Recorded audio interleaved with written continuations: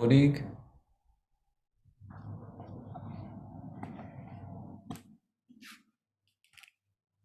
Christiana, and you in working mode already? Yeah? I Officially? finished a lot of things off my to-do list today. Oh, wonderful. Wonderful. So now you can be free in your mind. Yeah, it's another lesson, that What I is the can do it lesson? at any time. I can do this, reconnect to what we do here anytime. It doesn't have to be in the morning or. Very good. Amazing. Yeah. Oh, Patricia, let's see what she said. Coming. Good. Okay.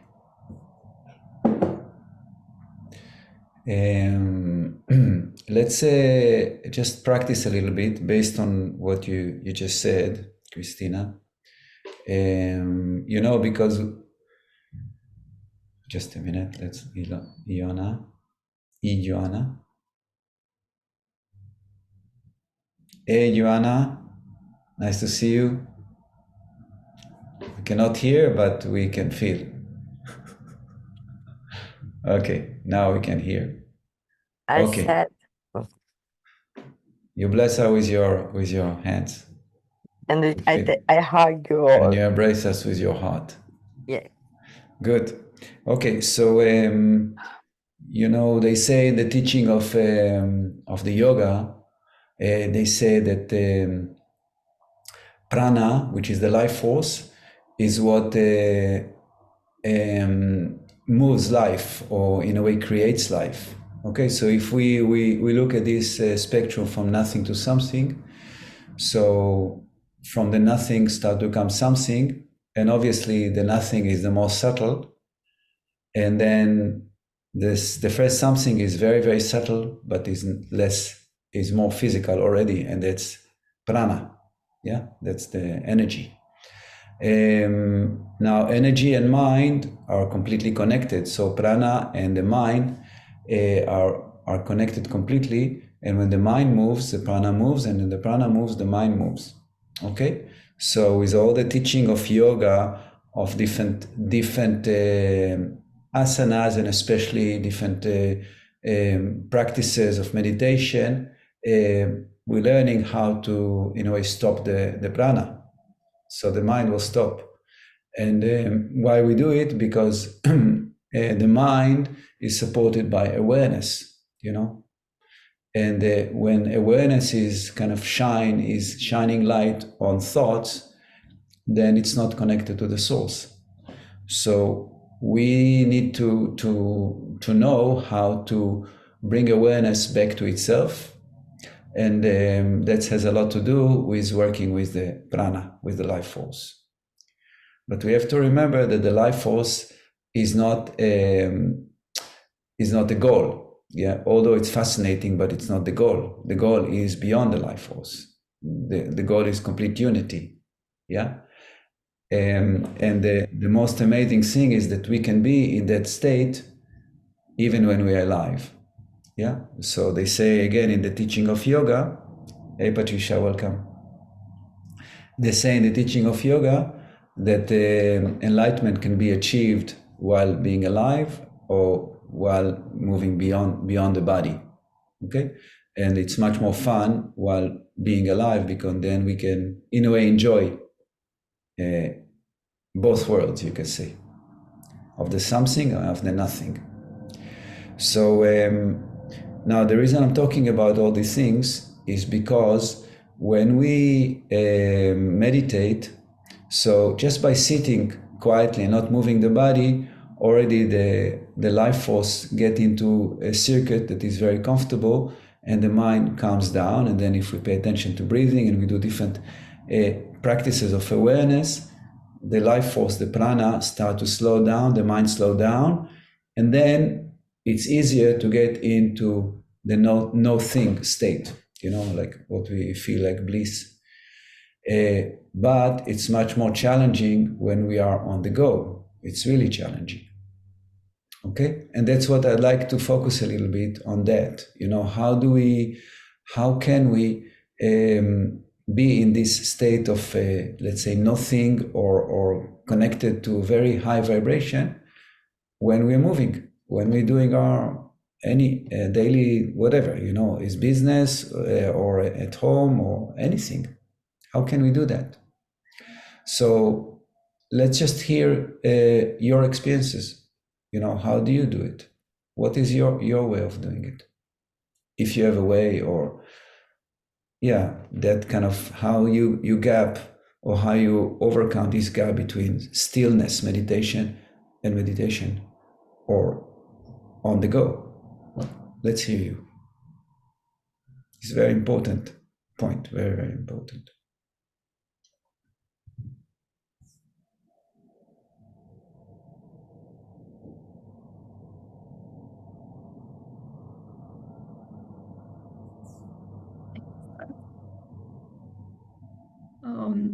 For me, it was and it still is a journey.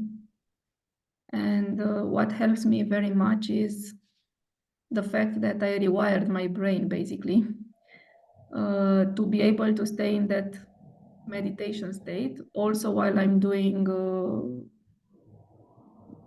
the normal work.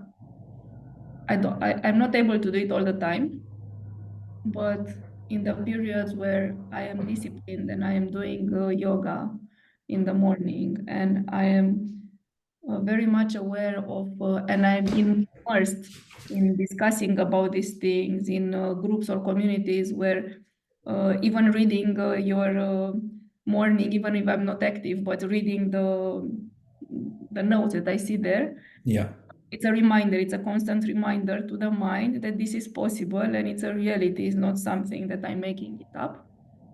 And of course, it all depends on what happens in the system. If I have a more stressful day or something happened in the family, at work or something, I snap out of it and it's a bit more difficult to reconnect.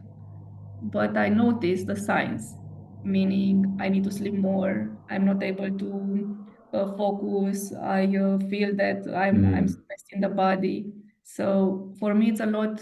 The yoga helped me to have a better connection to the body and to enter the meditation. I mean, doing constantly a lot of meditation helped me to have that, what we call in neuromindfulness, the mindfulness as a quality of mind, which is we need constantly to feed it. Okay, beautiful. When you say I rewire my brain, how do you do this? Like that's what you said, constantly feeding it? Okay, yeah. I understand. Okay. With motivation to do this kind of work. I mean, to get out of the usual life and to do meditations, to do breathing exercises, to do connection exercises, to enjoy life more, to be more present. And in time, I can see this becomes more the normality. And beautiful. I can look at the other moments when I'm not there as exceptions. Beautiful. So in the yoga, they talk about the sattvic state, yeah? And sattvic state is exactly what you said about when the mind is clean, when the food is clean, when you do exercise, when you keep like hygiene of being, that's sattvic, and the opposite is tamasic, which is exactly the opposite is when, you live life that is very dull, and heavy, and like the food is heavy and everything is heavy. Okay. And that's why, in the yoga, I think in many cultures that aware of spirituality, they connect between the physicality of existence in a sattvic way and to the, and to advancing spiritually, because it's very difficult to live heavy and to be sattvic, and to connect to the spirit. So so thank you. That's what you said, and that's very, very good. And if there's any mindfulness, or from the neuro mindfulness, anything, exercise, or anything that you can share with our community, it will be great, so people can get more and more, tools to be in this state. This will be wonderful. Okay. Anyone else would like to share your experience? How do you gapping between tamas and sattvi, you can say? I just before I wanted to tell you that I'm actually in yoga there are 3 different states. It's the sattvic, which is in the middle, and it's tamas and rajas. Rajas is when you are on the do, a lot on the do, like very active, and I'm generally there. And the tamasic is when you are more numb, meaning more in the be, but without any real reason to be there, more towards depression, towards, and I noticed myself in the past I was a lot in the rajas, a lot in the and now with exercise I'm able to basically shift between sattvic and sometimes getting tired of all of this and of the superficiality in the world. And then I go more towards the tamasic part. That's why I was saying I'm sleeping more. I feel the need to just rest, watch a mind nothing movie on Netflix or things like that, just to cleanse the system. And when I notice that this is happening, I prefer to go towards a meditation. So in the neuromindfulness side, it's more for the mind, just to understand how the mind is working. But in general, what we do here in terms of meditations, and I would add, for me, it was very, very important, the yoga part. The part of the yoga and breathing exercises. Those are extreme. They were for me my way into this cleaning of the mind and having more time in that state. Wonderful, thank you. Yeah, it's important that each one of us will find their way, because maybe somebody is just walking or swimming, or doesn't matter what, So it's very important. Thank you, my dear. Okay. Rachel, did you want to share? Sure. It's interesting listening to Christina, because I think there's definitely a crossover with me, with finding things like community and yoga and just having those moments in the day where you kind of come back to yourself and recognize when you need to. I think the other things that I've discovered that really help me are breathing exercises, or just an awareness of kind of the cool air coming into my lungs and the warm air leaving, things like that. Being in nature and just really noticing everything around me, using all my senses. And the other thing that I found that helps me a huge amount is sound. So whether it's live music or like the gongs and the Himalayan sound bowls and things like that, they have an amazing kind of cleansing action on every part of me, including my mind. Beautiful. Thank you so much. Beautiful. Okay. Anyone else would like to share your experience or your difficulties?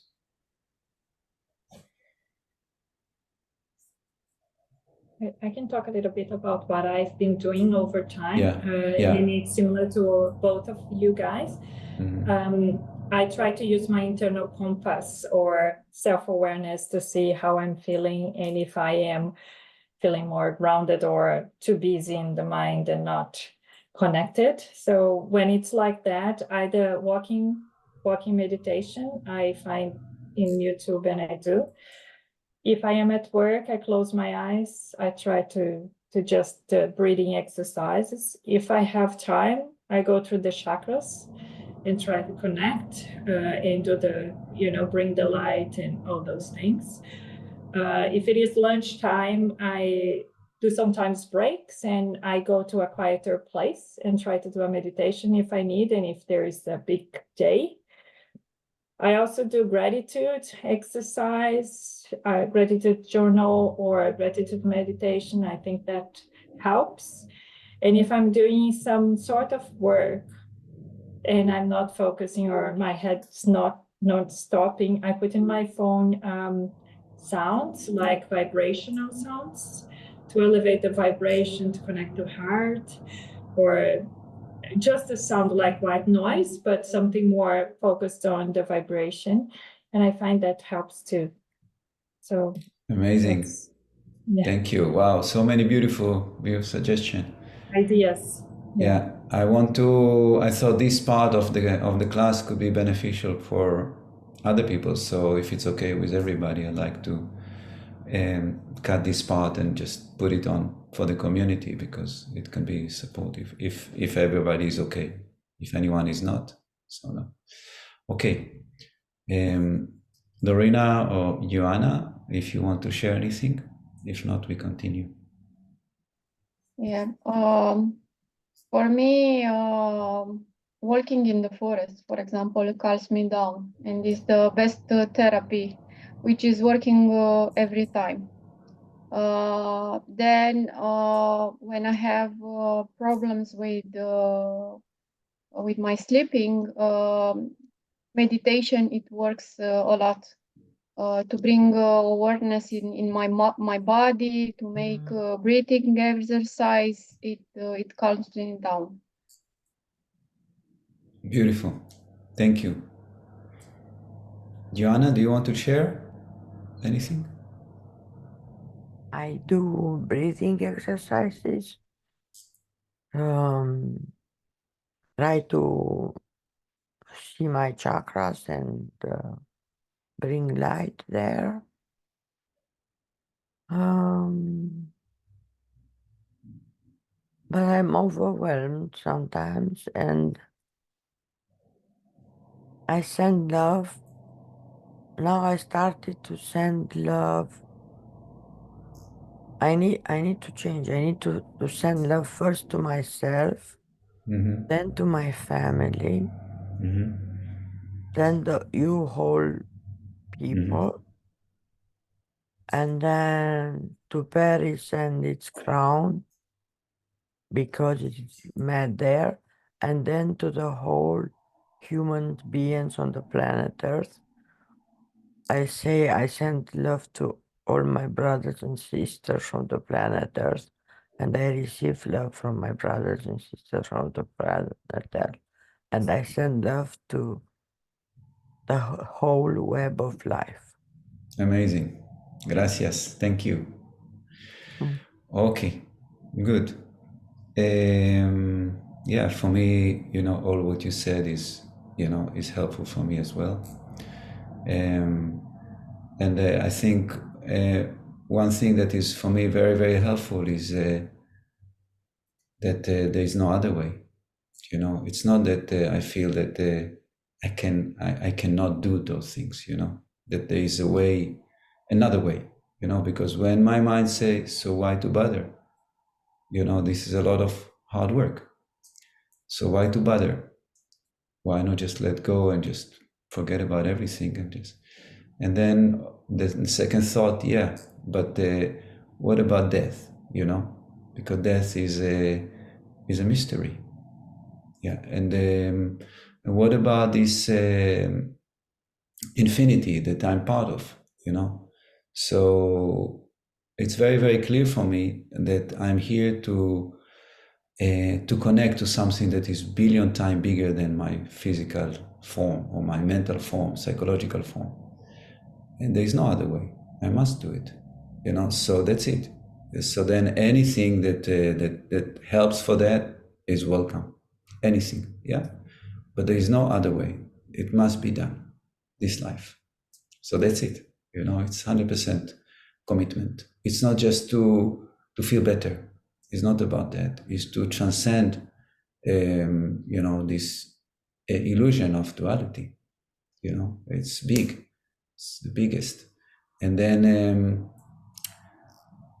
you know, because if we understand that there is so much more than what we see, then when you look at science, medicine, any expression of life on planet Earth, you understand that life and this moment are very, very small compared to how it can be. You know, every aspect of the human touch is very small compared to what's possible.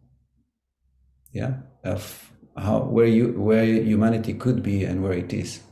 Yeah, although humanity is amazing in what it does, for good and for bad, but it's so tiny compared to what is. So for me, there's no way around it. I must do it. Yeah, and I must support others to do the same. That's what I'm doing. So that's it. So thank you so much for sharing.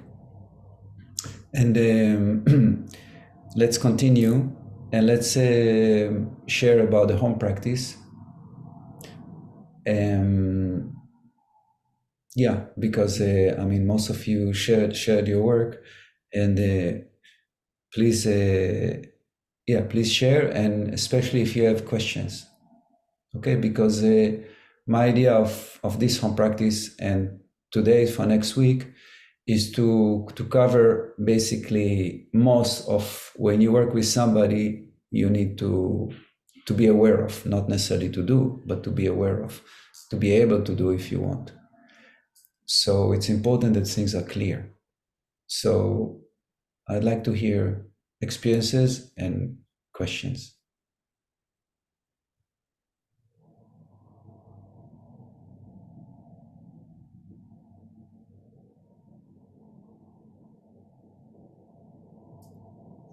Yeah, I can start. Yeah, Lorena.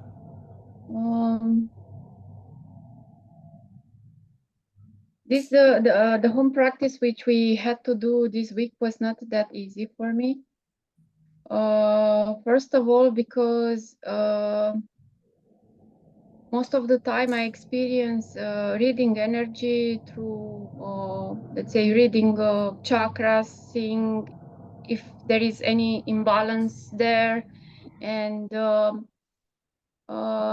it was difficult to connect through different stages. I mean, just thinking, okay, now I have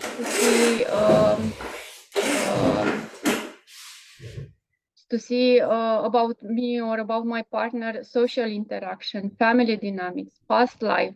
For me, it was like I had to go in different stages. So I had to pause and then start again. Then I realized that if I just, as you advise, so just close the eyes and think about what you want to see, and the information will appear. And this is what happened. So now I don't have any more doubts that I can read the energy. My only challenge is to understand the information I get, because doing this home practice for this week, I realized that I don't know how to interpret most of the things I see. And as I wrote you, I started to see images, and I don't know what those images they mean, Very good. Okay, so to answer this, we don't need to know how to interpret it. You don't need to know, because when you work with somebody, what you get is a door. Yeah, it's a place to start. Okay, so if you see an image, maybe you communicate it, maybe you don't communicate, but it will be for you a place where it gives you direction what to do. That's all. Yeah. So of course, if you see that the heart chakra is blocked and we know what it could mean, so we have a clear direction. But if you see, remind me one of your images. Yeah, for example, when I read energy with Christina, because she was my partner for this week, Yeah. I saw it was really strange. I saw a bird flying, you know, coming from the light. It had like extreme long wings, something that it was not from this earth, you know. Black wings and coming from a foggy light. Amazing. This is so beautiful and amazing. That's perfect. So you don't need to know what it means. I mean, it could mean like liberation, or it could mean, but we don't know really what it means. But you work with Christina, and this image came to you when you connected to something, yeah. And then the image came. Okay. So if you work with Christina, you can communicate the image, or you can guide her, you know, and then will come another image and another image. And you see, it's a way to work with. If you work with images, or images comes to you, so that's how you follow her subconscious in a way. It gives you all the time information in this way, yeah, or in another way. It could come in another way also, but you're open, okay? So yeah, you don't need to know. You just use it as your guideline, and then it leads you to where you should go. Yeah. For example, you know, for example, if let's say Christina says, I don't know what I'm here to do on this planet. I feel stuck. For example, and then suddenly you see this image. It's not looks like a stuck image, you know. It looks like the opposite, a liberated image. Yeah. So you understand that Christina actually has the possibility that you see, but she's not aware of it. For example, yeah. So then you can somehow guide her there, you know. But you all the time, this is the way you are communicating with her subconscious, by seeing the images, you know. And once she connects and something changes in her, the image will change. Okay. So in a way, it's because the image you see, or the color we see, or the sensation we feel, doesn't matter. It's the mind. It's her mind. Yeah, you see her mind. Yeah, and that's what her mind produces, and it produces these images as a result of something, you know, either conflict or something in her subconscious not expressed, or we don't know what, but it's there for sure. Otherwise, you would not see it, because you are only a mirror. Okay, so the minute it comes, that's her mind showing something. Now, if she's aware of it, great. You just say, yeah, I saw it also. You're on track. Go for it, and whatever, you know, we keep on working with her. If she's not aware and you are seeing some potential, then you can support her in realizing her potential. Okay, so always the energy reading is always shows you what's happening. Yeah, it shows you what's happening. Yeah, and then according to that, you can work with her. Okay, so you don't need to know what it means. Okay, you can have an idea, but you don't need to know. It's okay. It's answering. Yeah. No, in my life, I normally need to have an answer for everything. Yeah, and that is why when I read something, when I see something, I'm curious to find out what does it mean, or how should I Good. what I can do with this information. Yeah.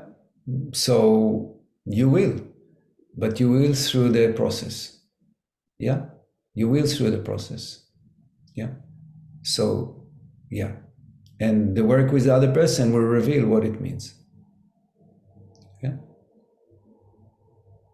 Okay, but the challenge here is to be completely, I say, completely creative and completely alive, because you don't know where you're going. I never know. When I start a treatment with somebody, I don't know where it's going to take us. No idea. But I'm open. And then boom, something comes, we go. Boom, something else comes, we go. Like this. That's my way. It doesn't mean it's the way, but it's. And then images will come all the time. then you just follow it. It's beautiful. It's very beautiful, because you don't need to do analysis, psychoanalysis, you know. The system just show you, boom, boom, boom. It's like this. Yeah, I guess when you practice more, you get more experience and you know what to do. Yeah, it takes practice. That's why we have the clinical practice also, you know, just to practice and practice. So you understand, because you cannot learn from me really the way you do it, because you're different. I can only guide you to use your tools, but you need to know how to do it from yourself, from inside. Yeah. This is something you have to learn. I saw, for example, in this course that actually the home practices help us a lot to, let's say, discover things. You know, I mean, we get some information from you during this 1.5 hours, but we learn also a lot from these home practices. Yeah, exactly. Beautiful. Thank you. Yeah, let me just see, because I took some notes from. Yeah, there was some. You talked something about accident. What was that? Yeah. When I had this problem and I had this strokes, Mm-hmm. you know, 2 years ago. Mm-hmm. And I went, when I thought about traumas, my mind went directly there to that moment, because you know, I experienced something really, really strange at that time. And when I went back, I felt the pain. I felt some big pressure. And when I finished the exercise, I was not well, you know. It affected me again. Mm-hmm. So actually, I don't know if I should go back more often there to heal something, or I should just let it go. You have to see if you see, because when you go back there, it's like reinitiating the trauma. Okay. Yeah. And you have to see how are you there. You know, if you are there completely quiet, you know, and the information just goes through your system and being processed, that's perfect. If you go there and you start to feel very anxious and agitated, as if your mind is not quiet to be there, you know, yeah, then maybe it's not helpful to go there. But ideally, your system should learn how to be quiet with just allowing this information to be in you and through you, and not to get involved with the anxiety that it brings. Yeah, because when it happened, it was very traumatic, exactly like any traumatic, stressful situation, and then you could not process it in that moment. But when you go there from the angle of view that you are now, you have a lot of space to give for that place, to that experience to manifest in you and to be transformed. So it's not so much to heal it really, but it's to allow this energy to flow. This is the healing really. Yeah. You just, when it comes, your system doesn't get hard and suffer as if it's happening now. Yeah, you just being able to be completely present with the experience. You see, because I saw a documentary of in Israel, they took LSD, you know, in a hospital, in psychiatric hospital, to treat post-traumatic syndrome, you know, stress syndrome. And the result, unbelievable result. And for example, there was one woman, a young girl in Israeli, that she went to South America, some country, and she was kidnapped. And from that moment, she became she couldn't function anymore. Like something was completely kind of disassociated for her, completely. Yeah. and she couldn't function, and she didn't want to live. She was completely not functional.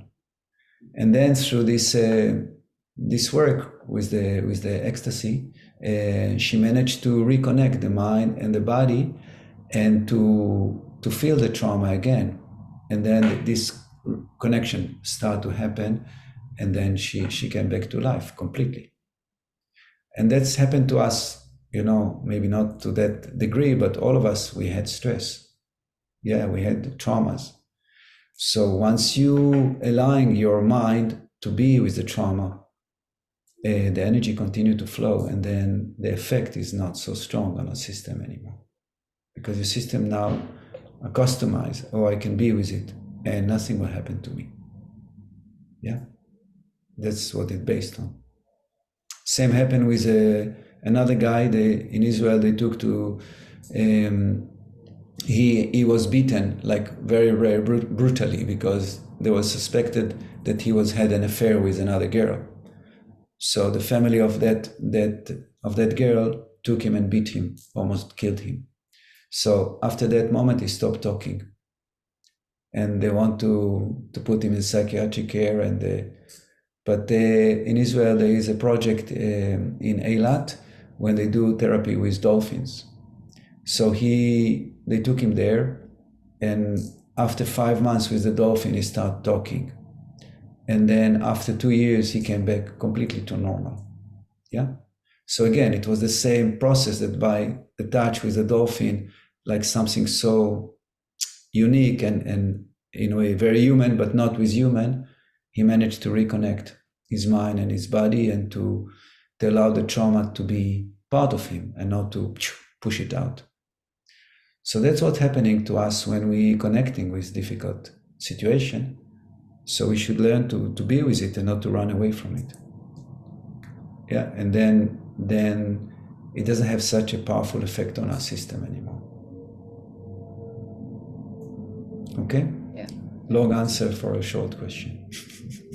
But I think it was you gave me some good good advice here, because I believe that I'm still stressed, and I need to I don't know, find a way to unlock the energy there, right? Yeah. Maybe they do some investigation around you with ecstasy, in hospital. It's beautiful. I wouldn't take it Yeah. I wouldn't take it just as a recreative drug, but if you take it because they did it with a psychologist and like a lot of control, and it's very, very good results.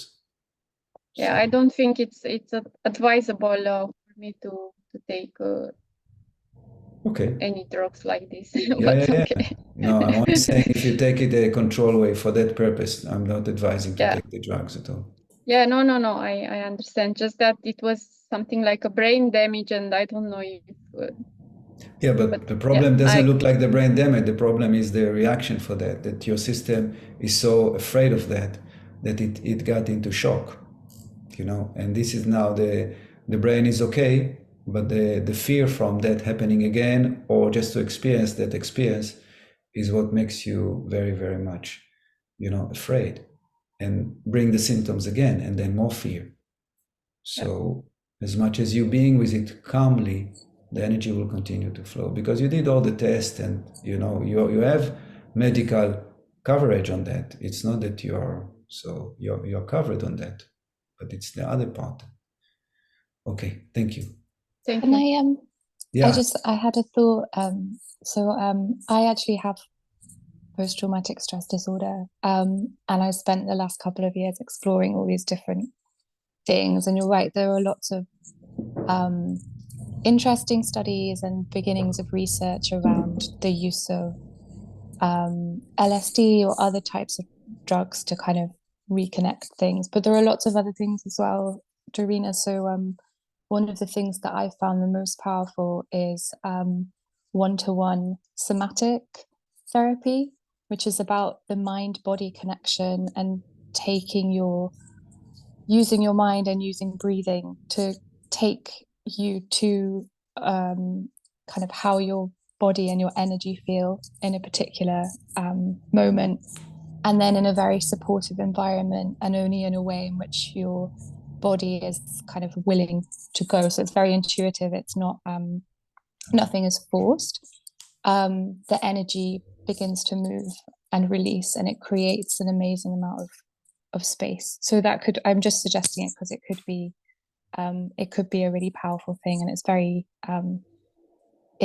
very gentle and non-invasive and not scary. Beautiful. So I just suggest. Thank you so much. Thank you, Rachel. Thank you. That's great. I'm not familiar with this technique, but it sounds well.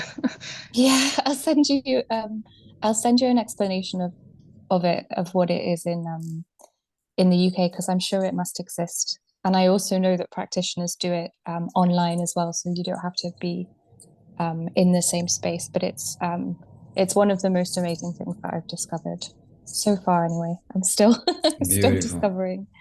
Great, thank you, Rachel. Wonderful. Okay, back to the home practice. Rachel, you said that you had some questions. Yeah, and I'm sorry. I only kind of worked with myself this week and just did some exploration of some parts of it. Because I wasn't. I've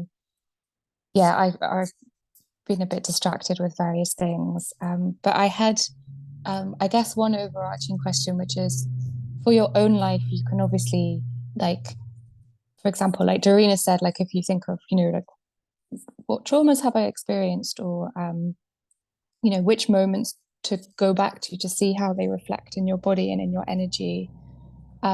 It's easier with yourself, but I was interested to know how you approach that with someone else, where I guess they might tell you something at the beginning of a session, but they also might not, and so you're just there to discover kind of what comes up and how you approach that when you just have a blank slate of information.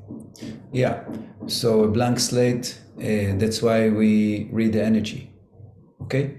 And like I talked with Dorina about images, so in whatever way you read the energy, that's your direction. So never a blank slate, yeah? You don't know if there was trauma, or you don't know what happened, but you look at the energy. So what we do when we do the energy reading, let's say coaching or work with the person, we're using the energy to guide us, so if it brings us to trauma, then we work with the trauma. If it brings us to anything, that's what we work with.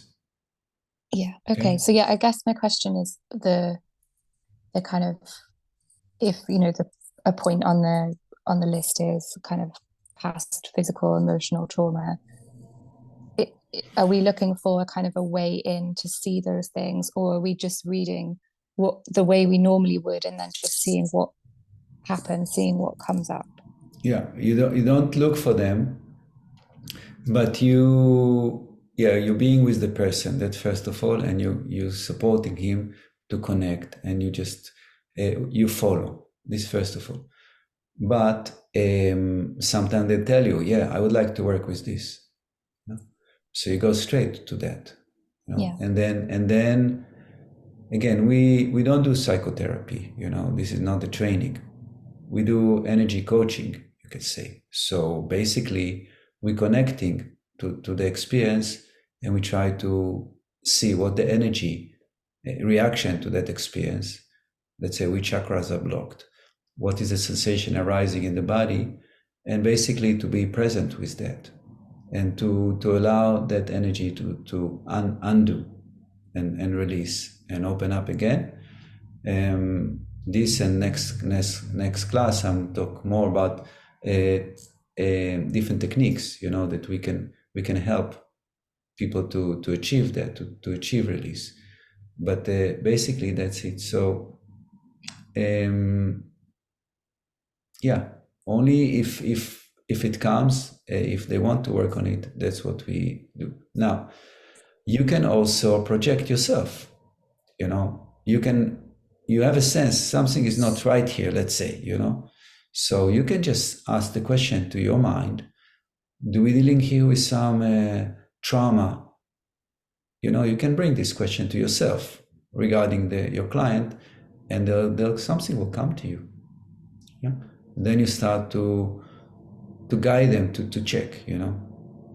Do we then also, again, when we work with a relationship, because a lot of difficulties relating to relationship, so you're projecting yourself. How was it with the parents? How was the exchange? And then you get like very strong feeling. Then something. So during the session, you see the energy, but you can also inquire, and checking. So you have to be very aware and very active inside you when it's needed, to know what's the next, where are we going, what could be here. Yeah. But it's just flowing. It's nothing. You need to have the tool, but you just flow. So in the home practice, when I say, how was your relationship? How was your social interaction, and what do you feel? So of course it can be all life social, but you take one spot, when I was in school, and then which part of my body feel open or not open, things like this, so you just choose just to see. Okay, That's really helpful, thank you. Okay. I had a couple of other questions. Go. So the section that's about family dynamics, is it that you're looking at relationships with particular people in this person's life and trying to see how those relationships affect it could them? be like this. No, it could be like this, or it can be a general feeling, because family dynamic has a smell to it, you can say, has a general feeling to it. Is it comfortable? Like, like Christina said, it was very beautiful, for example, So what is the general scent of, obviously there have been many, many things in many times, but what is the general feeling? Is it a loving kind of smell or scent coming from, or is it not, basically that. And if yes, what do I feel and where do I feel it? If not, where do I feel and what do I feel? Yeah. Then you can go to something specific, but this is more this week. Home practice is more about relationship, so it's more specific, to with this parent, for example, in this time of my life, how was it? Yeah. Okay. Thank you. Then my last question, sorry, Yeah. so many, is with the past life part. In the previous course, we all did an exercise together of looking at kind of moment of death and kind of period between death and being in this body now, and the kind of change between those things. And I wondered if that was what we were looking at again now, or if it's something different. No, not different. Okay. And same also, idea. How do you check if how do you kind of tell or check if something from that moment has carried, that's maybe unhelpful, has carried forward? Because I tried to do that a little bit with myself, but I found it it was a bit confusing. Yeah, so I'm not a very past life kind of person. I don't deal with it a lot. It's not something I do. And also in my work with people, I don't go there much. Sometimes I do, and sometimes even I do a lot, but it's not my kind of main thing. And why is that? Because we are here, and according to what I understood, and what I read, we had maybe millions of past lives. Okay, so how many past lives can you process? And all this information is inside us. Okay, so again, you can say, past life. Which past life? Is it number 1, 2, or 30 million? So when I go to past life, I do it when we go back in time. It feels like there is information that is really not right, that comes even when the spirit was in a free space. Yeah, free spirit. Most people find free spirit very liberating, feeling like really relaxing, very uplifting. But some people find it really not comfortable. So then I go to past life to see what is that quality that comes through lifetimes that the person is carrying with them all the time into this life that we need to look at. So that's usually that's when I do it. But some people work a lot with past life. That's okay also. Yeah. So, yeah, because my understanding that we're here, like we started this session, this class, we're here to transcend and to realize the truth of who we are. So past life or present life on Netflix, it's all lots of drama. Yeah.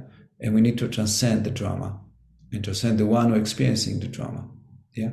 So drama has its place, but also we need to transcend that. Okay. And it's very important to deal with the psyche, very important, because that's where awareness lives, Awareness gives power to the psyche to function.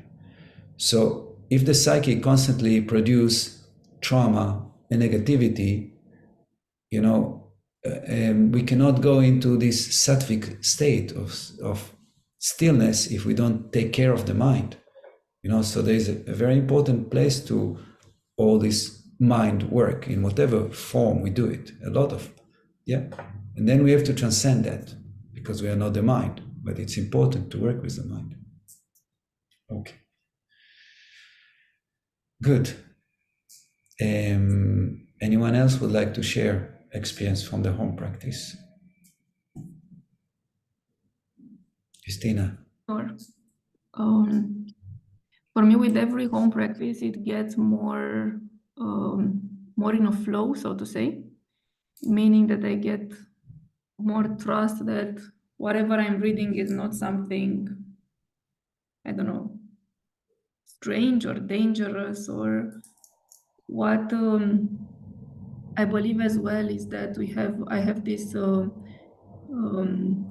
limiting belief, probably similar to Dorina, that when you do some kind of reading and you go to someone to do something like this for you, that person. When you go to someone, you do for you. This I didn't understand. What did you mean? When I'm in the seat of reading, yes, I'm like a doctor. When you go to somebody to get coaching or something, that person needs to be able to interpret. I mean, you get into the shoes of the, let's say, knowledgeable person. Yeah. And what I think is I need to let go is this mindset. As you said, in the flow, in the creativity, you don't know where that will lead. Yeah. And I have this tendency that I want to have a result, control the process. It's if at some point I will do this for money, then I need to be worth it for that money, as I'm a consultant in my life and 1 hour costs a lot, and I need to give something for that. Yeah. So I'm not here for that person just to hear that I'm reading something and still you do the work. So it's a bit of the mindset shift that. Wait. So I want to say something about that. Yes. When I started to train as an acupuncturist, I was exactly in that mindset, that I got a skill, people come to me, pay money, I put the needles, they feel better. So it's all, we have good exchange. But then it didn't work like this, I had the information, I had the needles, but they didn't, sometimes they felt better, sometimes they didn't feel better, Okay, but when I start to work with the energy, it changed, First, I'm not responsible for people well-being. I'm here to support them. That's first of all. Yeah, I'm here to give them tool. I see myself as a plumber, not as a healer. Yeah, a plumber. So I'm a plumber of life force. Yeah, I'm a plumber that allows creation, and that my client will be, a unified part of creation. Yeah. For that, I have the tool of seeing where they're blocked. If I support them to release the blockage, 100% they're going to feel better. Maybe they'll still have the same problem they came with, because in their mind they keep entertaining, a depression, I'm not good enough, or whatever. Yeah. But when I work with them and I see that the energy that was blocked is flowing better, I know it's successful. Yeah, because it's working and they feel better always. Yeah. If they cannot transcend their mind, and their mind keep on going back to negativity, then, we need either to do more work, or they need extra or different type of work. Yeah. Okay. But because you have the tool of energy reading, so you can always make sure that you're reaching to a place where the energy is flowing beautifully. And that's your job, to bring them all the time to the blockage, bring them to the blockage, and if possible, to understand why the blockage and how they can release it. Then it's perfect. Then you got, the worth, they got the worth of your time. Yeah. So if you do it, you're very quiet with your heart, that you really did the best for them, because now they know how to do it themselves. It's amazing. This is indeed true, and I feel more and more, let's say, relaxed in this. But I could see the mindset coming over and over, and I'm calming it. But it was. But these are the results. You're looking for the results, and when you work with them in a different modality, and they, and you don't look at the energy, so maybe you gave them a good idea, a good suggestion how they can approach a problem, okay? But you don't see the energy effect of what you did. Yeah, they might feel better, but then the energy flows better. But if you help them connect, and you can see in live how their mindset blocks them, and how a different mindset open them, and how the breathing help them open the energy, and how awareness release blockages, and all these tools, then it's beautiful, because you combine, your knowledgeable suggestion with tools how they can be in a good flow. You'll see it's working beautiful. It's great. And that's why I think any consultant in any form, if they have the tool of energy reading, whatever they do will be improved. Whatever they do. It's not that they have to shift to another modality, but it's a tool to be more effective in what they do. Mm-hmm. Yeah. And this time, the experience for me was, I felt very much connected. I felt, as you said, that at the end of the day, the energy was flowing better. It was the second session where I just left my mindset away and just went with the flow. Second session, what do you mean, with Dorina? No, it was the first one with Dorina. The last time with my my friend. I understand. Yes. But I did kind of the same thing. Allowed. I understand now. Yeah. A calmer meditation. Mm-hmm. And during the meditation, what was very interesting to me now was that not only that we were very connected and we were focused on the same place, I was able at some point to see what Dorina was seeing. I mean, actually, I was able to know, not to see, because I'm not seeing colors, but we were even using the same words, as if almost same words, but the same concept, as if we were like in a synchrony. Yeah. And today, when you text me this morning, exactly at that second, I was thinking of you. That's already happened a few times. Yeah. Okay. Yeah. Because once you connect, you connect. You are one, really. Yeah. Okay. Beautiful. Let's continue. Joanna, do you want to share anything from your work? No. Patricia, do you want to share anything from your life, from your experience, from anything? just to add that imposter syndrome happens to everyone. And the more you practice, it becomes like that muscle that you develop, and easier it is for you to accept what is happening and really embrace it and see, you can do, we all can do this. So it is just exercising and trusting yourself, the universe, and the learnings here. Some people, from my experience, I was able to help. One session to have 2 sessions or many. Some people, I was able to help them to see that they need to look for a specialist, like a psychologist or something more specific for their case. And some people was like the plumbing, just wanting always to be with me to feel better, but did not get to a resolution. So I think we all have, I think, opportunities to support others, but it takes two to tango, and not always you will be the response for everything. So accepting that, I think, also helps. But I believe everybody here have the capacity to do it. Just believe in yourself. Really. Thank you. Okay, beautiful. Let's continue.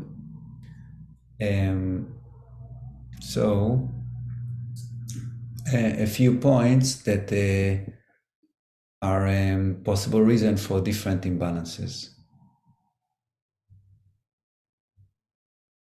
Okay, so just to remind that this is a sensitive subject, and I wrote Louise Hay because I don't know if you're familiar with her work, which is a beautiful work that she connected many symptoms, illnesses, disease, to different mindsets and psychological tendencies. Okay, which could be helpful and in the same time could be very frustrating, you know. So the reason I say that we have to be careful here is because I mean, I don't at least believe that we are 100% responsible for everything that happened to us, you know. We are have main responsibilities, but there are many other, things that can affect our existence and the way things manifest for us. So, if we get especially serious condition, and to say, oh yeah, it's because I didn't love myself, or because I do, because, then it's just become worse. Okay, so I think we have to take this information and we have to do self-inquiry to see what can I change within myself to feel better, but not to take it and transform it into another way we feel bad about ourselves. Okay, and not also to take it as a written in stone, that if Louise Hay, for example, said it is because, I had eye problem because I don't want to see the world, or I have hearing problem because I don't want to hear the world. Maybe it's true, maybe it's not true, So we have to take it not like the Bible.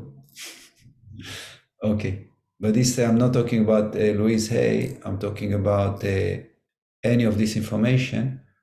To be very careful and not to give, especially if you have a client, as you said, Christina, when we take sort of the doctor kind of seat, we can easily affect our client to feel that it's their fault and because of them and all that. And we want to empower people to give them power to deal with those things and not to feel bad about themselves. Okay, so this is a very, very important. So obviously family dynamic, I think, is one of the most important things that creates imbalance if the dynamic is not supportive, because in the base of our existence, we need love. And when there is no love in our upbringing, then, it's very difficult. Okay, social interaction, school friends, same, you know, and this is a very, very raw and can be very difficult environment, you know, when we go into school and being bullied and being left alone and being on the kind of pushed to the side or anything, it can be very, very traumatic. Emotional and physical trauma, of course. Conception and uterus. Yeah. So conception, it's very, very important moment when the, you know, when the fetus, not the fetus, when the soul incarnated into the body. And I saw many, many times that this moment of incarnation is not complete. You know, that you see that the soul is kind of wanting to enter and then just getting fright, you know, and then half in, half out, or different images happen, but many times the conception is not happening. It can be also there was very intense interaction when, you know, the parents had intercourse, you know, not loving, maybe drunk, maybe uncomfortable, maybe, you know, one wanted and the other one didn't want, or many things, yeah, and then the soul enter but find a very hostile environment. Okay, so conception is very important because sometimes, you know, the soul, when we go back in time and we go into this free spirit state, and the person gets a very nice feeling there, but then we see that they're entering to the, you know, to conception and to materialize their soul in a physical form, something happened, you know, and this something is usually go with us all life, all through life. So again, all those things that we're touching, they're all here, you know. If there was a trauma or if there was problem in conception or anything, it's here, it's in our data system, and it's there. If it's not looked and give space, it's raw, it's vibrating, and it can create problems and some dysfunction habit. So it's important to look at those things and to bring it to light only if it's appropriate. You know, if it's a first session and you feel that your client is not really connected, and don't do those things. It's very esoteric, you can say, you know, and not everybody is ready to talk about those things, and even to how is it possible that we can connect to conception. You know, it's so you have to sense if it's appropriate. Another thing that is very, very important is the uterus experience. How was it? You know, was it quiet? Was it nourishing? Was there good exchange with the mother? Was the mother present? Or was the mother in her world? Many things. And if you connect to the time in the uterus, you can get very, very powerful sensation and images and experiences. And again, this information is inside us, and this needs to be touched, looked at, being with, so it will not be just in the subconscious buried, but yet very affecting us very much. Okay, so we have to try and bring those things and just be present. It's okay. Okay, past lives. Again, we talked earlier, so I don't want to talk more. Ancestral, we also talked. Paternal, maternal, we talked about it before. Not connected with the spirit. So this is, you know, if we connect to our soul. I did this morning meditation, and it was about the soul. It's very, very powerful and beautiful. So many people are not aware of the spirit or the soul. It's not exactly the same, but it doesn't matter for this purpose. Okay, not aware of it, yeah, and not aware that our soul needs to be acknowledged and need to be nourished. So that's something as well that we can look at when we're working with somebody. Okay. Okay, so what's the time? Okay. Maybe before we continue, let's do some work, some meditation. Okay. And let's connect to our conception.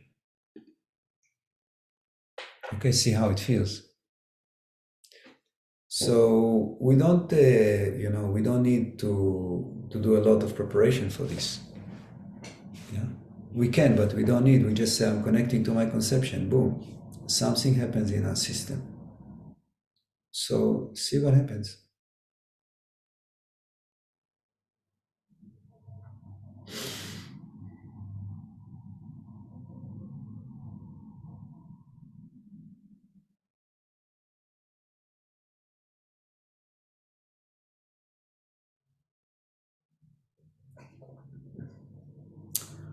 Let's take a step before connecting to free spirit, how that feels. I'm free spirit.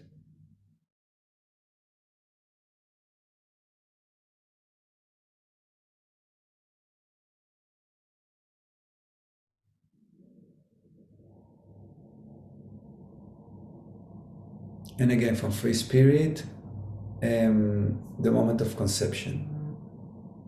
How does that feel?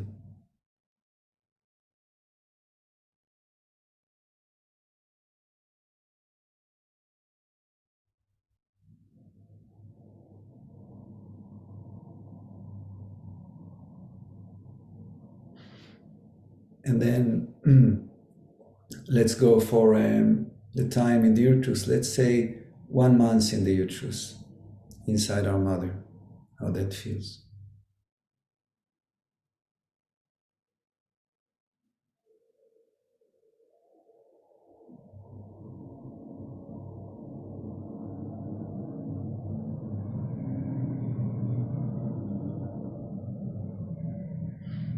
Let's say 3 months, how that feels.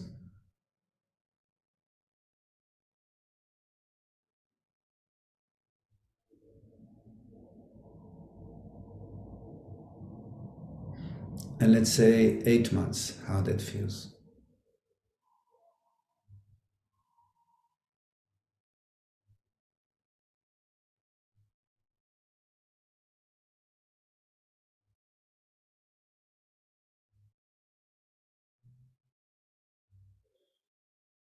Okay, anyone would like to share your experiences in whatever is relevant for you from what we just did?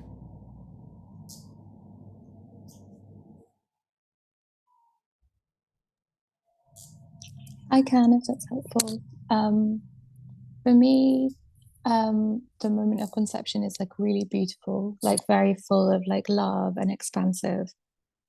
The point when I'm a free spirit is not. So that is very much, I think, linked to kind of pre-death in the life just before now, where it feels like What do you quite feel a as big, free? What do you feel like as a free spirit? a What do you big feel? restriction in my heart, like, and not comfortable. Like everything feels quite tight.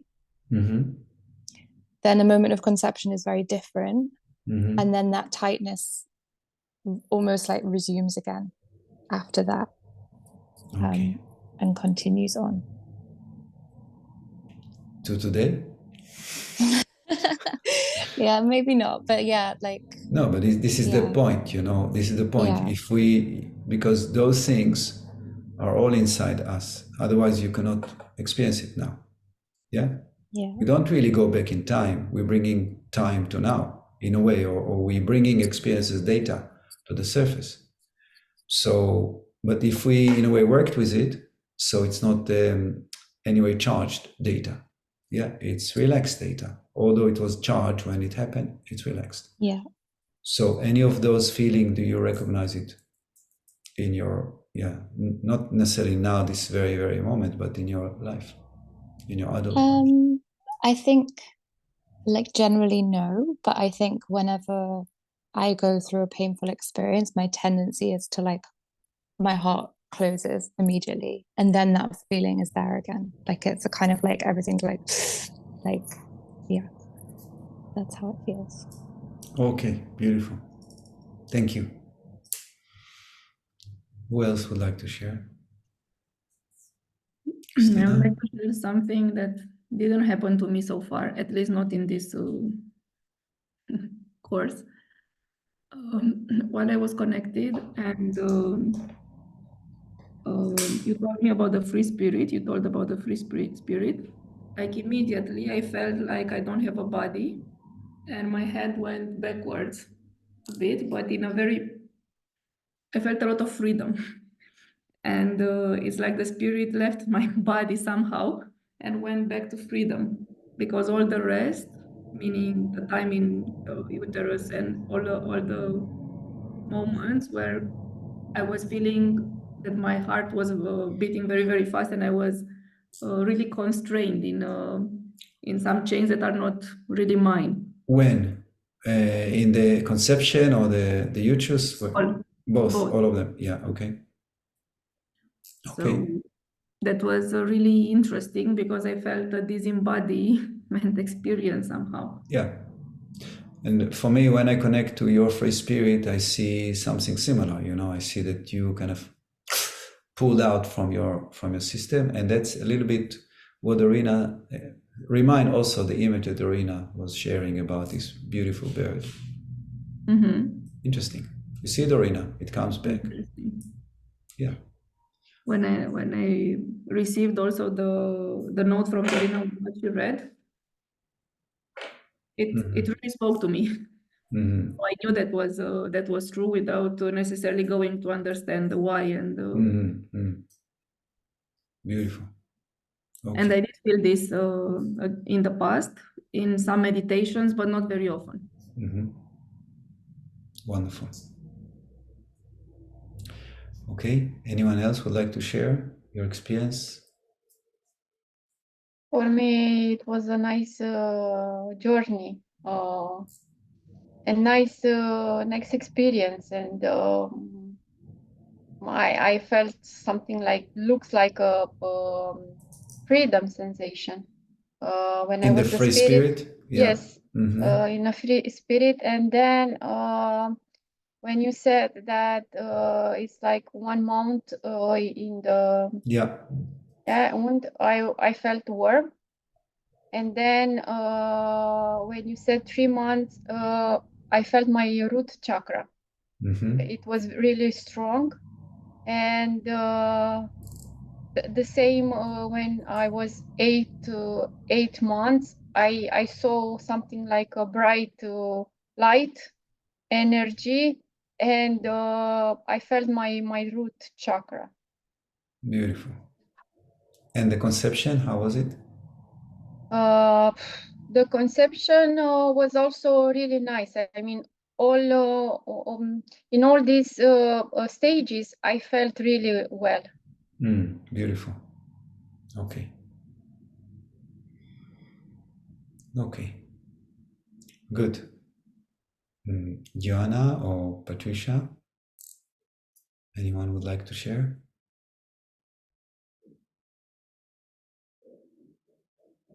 No. Okay. No worries. Yeah? Joanna? I don't Would you have like? any problems. I can share, but go you, Joanna. I said when I was in free spirit, I felt very well, but there was like, I had a mission to do that. It was very heavy and important. I was preparing for this life. But then the conception, Strong. uterus, it was a little bit messy because I worked with them. What do you mean you worked with them? I mean, I brought light to the conception. Okay, got you, yeah. And to 4 months intrauterus when my mother wanted to abort me. So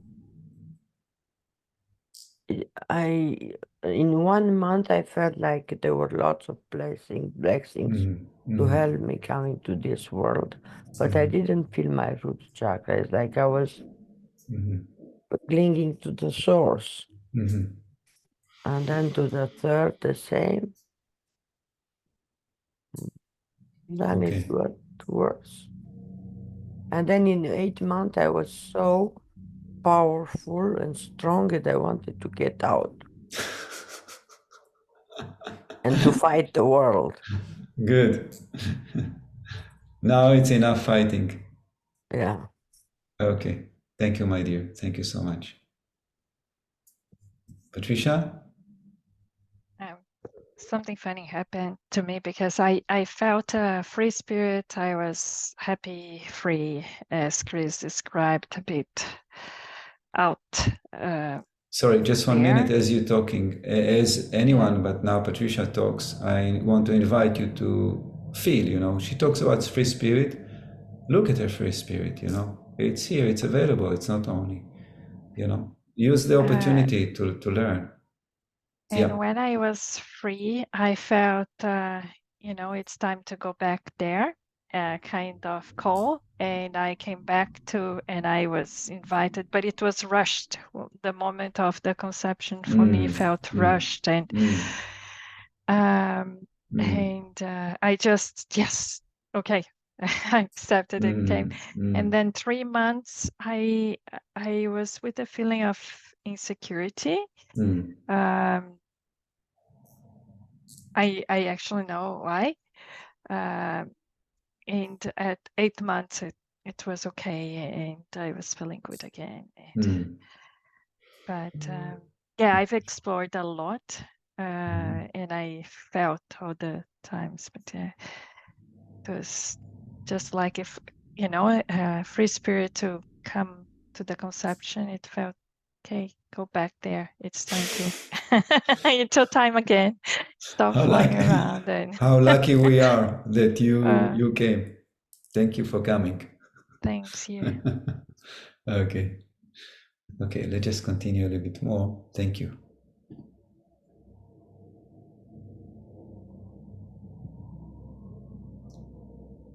Okay. So just in terms of using this information for healing, because as I said, all this information is within us, but some of it, I always think about it like, like we have on the computer, all these windows are opening. Let's say you have 3 windows of YouTube open, and on one there is a beautiful nature series, very quiet. Another one is some symphony like playing, and the other one there is a violent movie playing. Okay, so the violent movie obviously is the most noisy and difficult to look and the most attractive in a way, and let's say the nature or whatever is very quiet. Okay, so that's what happened to us. All this information is alive in us, and normally the most difficult information is more in the forefront of our psyche, and the other one are way back there, kind of lying dormant. And normally what we experience as difficult is more giving us more problems.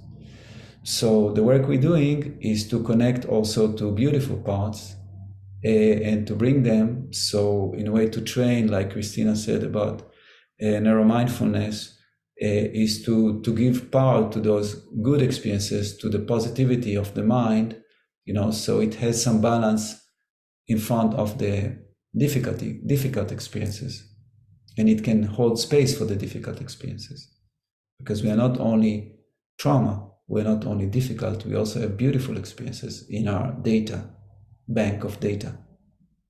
Okay, good. I just continue. So when we want to support people, so basically in the way we work is we kind of approaching the ego, and let's say the spirit, you know. So the ego is basically, let's say, all what you experience as a human being, and the spirit, we also supposed to experience it, but most people don't experience much. Okay, so under the ego we have the psyche, we have the emotion, we have the physical, and we have the energy, the prana, still relates to the ego. Yeah, and under the self we have this infinite being, the connection with all there is. Okay, so yeah, this I'll go next time more in details for each one of them. What are the subcategories and what we have to pay attention to? Let me just go over the home practice, just so we don't have confusion. So this time, what I ask you to focus on energy exchange in relationship. Okay, please check your energy exchange in following relationship. With your mother in the uterus. We did it just now, so you can just write whatever came to you. Now, usually here I do 4 months because it's sort of the middle time, but you can take whatever months you want. Okay. With your mother or father in 2 phases of your life, you know. So just choose either one, and maybe you take childhood and you take 15. You know, whatever you want with one of them. So otherwise it's too much work. We can do with mother in this age and with father in that age, whatever way you want to do it. With your parents between themselves in 2 phases in their lives. Yeah.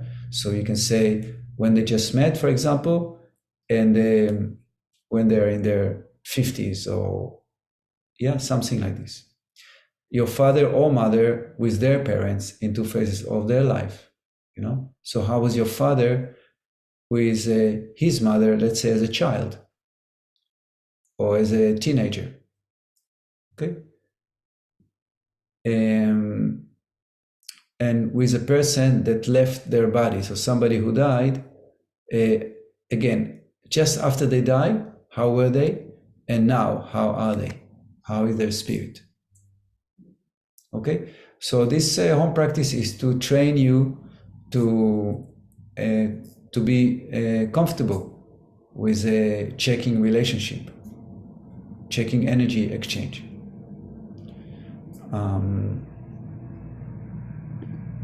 Are there any question about it? It's clear, no?